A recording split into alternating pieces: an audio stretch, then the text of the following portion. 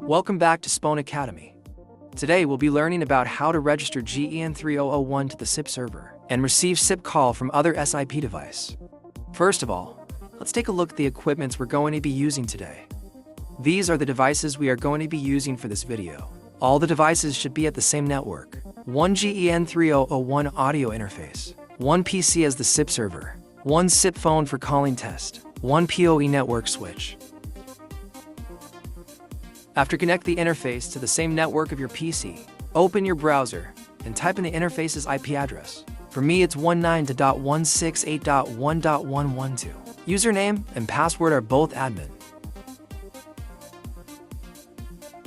In the basic settings, select SIP. In this page, we can configure the interface's SIP account information. Configure the user ID and authentication ID of the device. Usually these two are the same number. Here I'm going to change it to 3. Display name is the name showing on the other SIP devices when other device receive interfaces calling.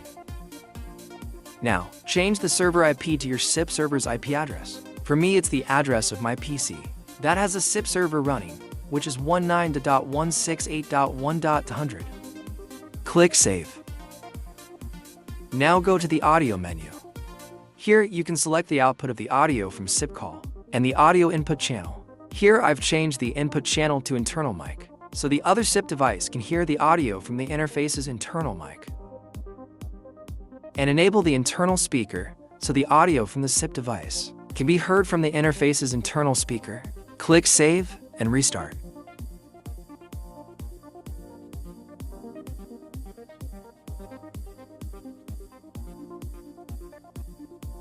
This is the SIP server on my PC. As you can see, the interface is successfully online with ID number 3, and the SIP phone that I configured for testing with ID 10. Now let's try to make a SIP call to the interface via SIP phone.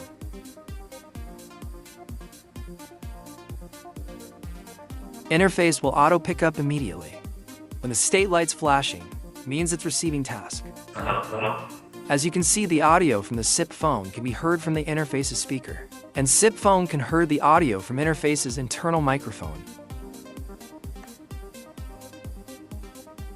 In this video, we've learned about how to configure the GEN-3001 interface's SIP information so it can register to the SIP server, and also demonstrate receiving SIP call from other SIP device.